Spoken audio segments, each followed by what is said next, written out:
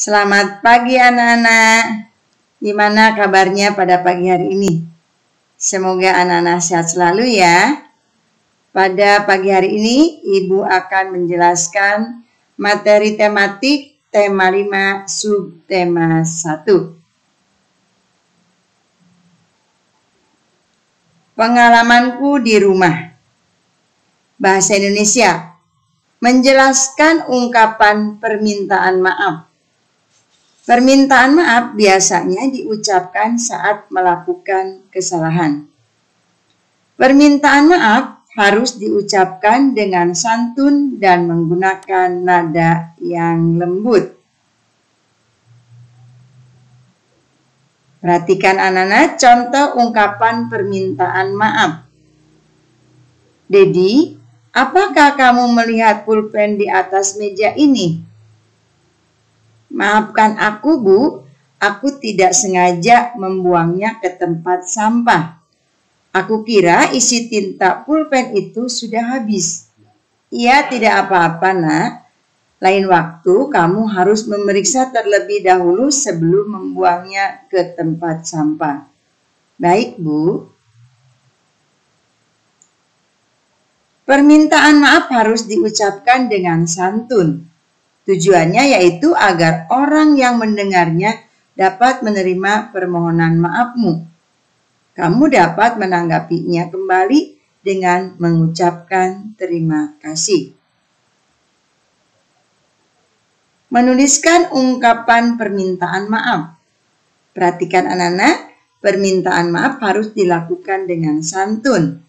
Saat meminta maaf, gunakan kata maaf. Meminta maaf, kamu juga harus tulus dan bersungguh-sungguh. Jika kamu sudah meminta maaf, kamu tidak boleh melakukan kesalahan yang sama. Menjelaskan isi puisi. Ayo perhatikan anak-anak. Puisi merupakan kumpulan kata yang disusun sesuai tema tertentu. Pembuatan puisi menuliskan kata-kata yang indah. Untuk memahami isi sebuah puisi, kamu perlu membacanya dengan cermat. Kamu juga perlu mengerti kata-kata yang digunakan. Anak-anak perhatikan contoh puisi berikut. Puisi yang berjudul Mas Koki, karya sebuah kolam di rumah kami, tampak ikan yang berwarna-warni. Warnanya cantik sekali, berenang ke sana kemari. Ikan itu ikan Mas Koki, peliharaan keluarga kami. Puisi yang berjudul Mas Koki bertemakan alam. Isi puisi menceritakan tentang ikan peliharaan. Isi puisi juga berisi ungkapan perasaan bangga seseorang. Menentukan makna kata pada puisi. Setiap kata di dalam puisi memiliki makna atau arti tertentu. Kamu dapat mengetahui makna kata tersebut menggunakan Kamus Besar Bahasa Indonesia. Selain itu, kamu juga dapat bertanya kepada guru atau orang tuamu mengenai arti suatu kata. Menanggapi pembacaan puisi. Untuk memberikan tanggapan, kamu perlu memperhatikan hal-hal berikut. Artikulasi. Artikulasi berarti kejelasan pengucapan. Intonasi. Intonasi berarti ketepatan nada. Ekspresi. Ekspresi berarti raut wajah. Baik anak-anak. Kita lanjutkan pelajaran matematika. Alat ukur panjang baku. Dengan alat ukur panjang baku, hasil pengukuran akan sama walaupun dilakukan oleh orang berbeda. Alat ukur panjang baku yang digunakan disesuaikan dengan ukuran benda. Perhatikan anak-anak gambar berikut. Panjang pensil diukur dengan penggaris. Satuan panjang sentimeter. Baik, perhatikan. Panjang bahan diukur dengan meteran pita, satuan panjang, sentimeter, dan meter. Panjang tanah diukur dengan meteran gulung besar, satuan panjang, meter. Langkah-langkahnya. Letakkan titik 0 di ujung penggaris tepat dengan ujung awal pensil yang akan diukur. Baca angka terakhir di penggaris yang tepat sejajar dengan ujung pensil yang diukur. Angka tersebut menunjukkan panjang pensil, yaitu 17 cm. Hubungan satuan panjang meter atau M dan sentimeter cm. Dengan meteran, hasil pengukuran dinyatakan dalam satuan meter atau M dan sentimeter cm. Perhatikan contoh pengukuran panjang meja menggunakan meteran berikut. 1.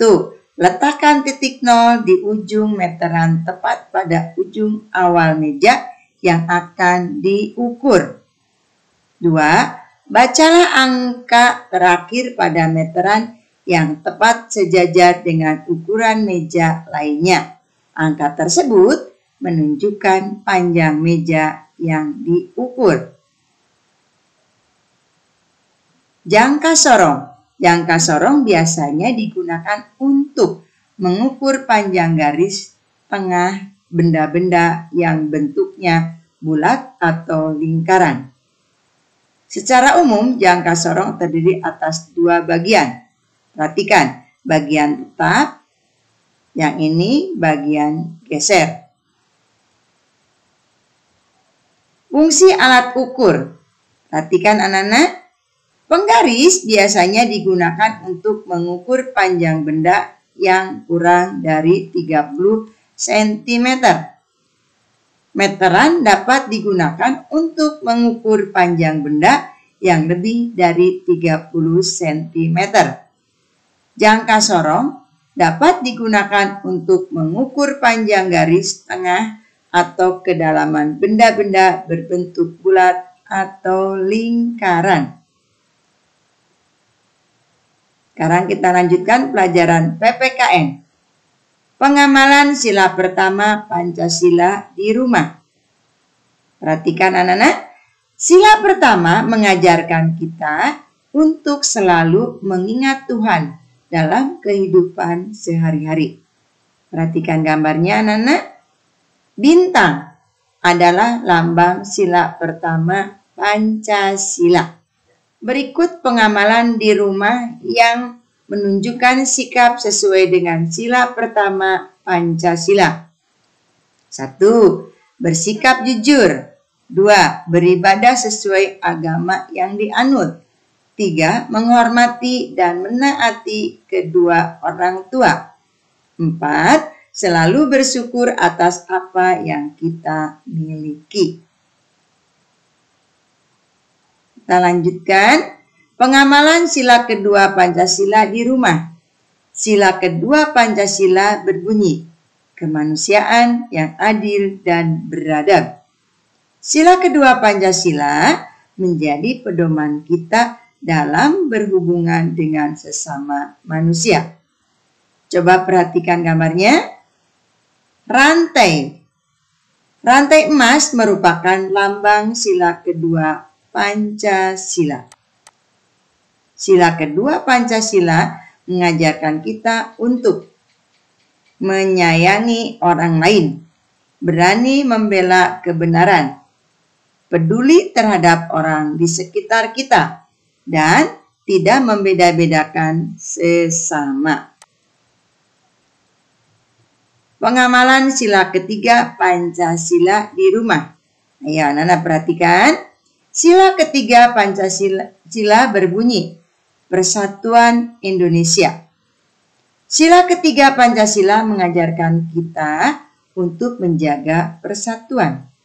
Dengan pengamalan sila ketiga, akan tercipta kerukunan di rumah. Kerukunan dapat mempererat hubungan antar anggota keluarga. Aku boleh memakai krayon warna hijaunya dulu tidakkah? Boleh. Setelah selesai kakak pinjam ya. Sekarang kita lanjutkan pelajaran SBDP. Membedakan satuan pendek bunyi pada lagu anak menggunakan simbol. Biasanya, tekanan kuat terdapat pada ketukan awal tiap bait lagu. Perhatikan tekanan kuat dan lemah pada lagu berikut. Lagu berjudul panjang pendek bunyi pada lagu anak menggunakan simbol. Kita dapat membedakan panjang dan pendek bunyi pada lagu. Panjang pendek bunyi disebut pola irama. Pola irama dapat dihitung berdasarkan ketukan.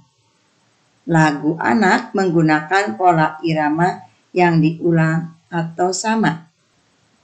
Perhatikan lagu berbirama 2 berikut. Lagu yang berjudul Kapal Api ciptaan Ibu Sud.